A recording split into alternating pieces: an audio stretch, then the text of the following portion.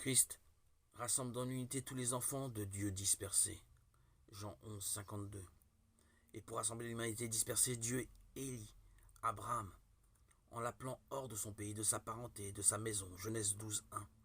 Pour faire de lui Abraham, c'est-à-dire le père d'une multitude de nations. Genèse 17, 5. En toi seront bénies toutes les nations de la terre. Genèse 12, 3.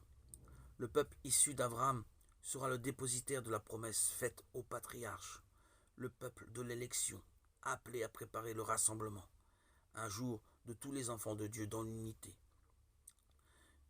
Il sera la racine sur laquelle seront greffés les païens devenus croyants. Les patriarches et les prophètes et d'autres personnages de l'Ancien Testament ont été et seront toujours vénérés comme des saints dans la tradition biblique. Après les patriarches, Dieu forma Israël comme son peuple en le sauvant de l'esclavage de l'Égypte.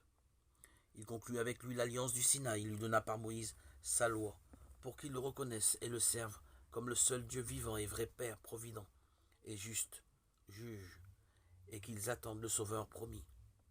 Israël est le peuple sacerdotal de Dieu, celui qui porte le nom du Seigneur.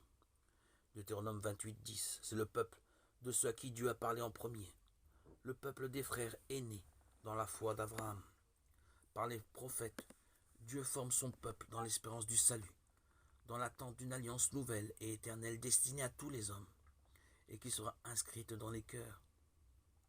Les prophètes annoncent une rédemption radicale du peuple de Dieu, la purification de toutes ses infidélités, un salut qui inclura toutes les nations.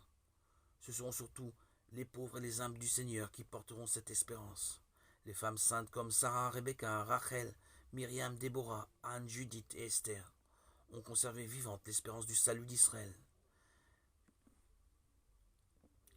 La figure la plus pure en est bien sûr Marie.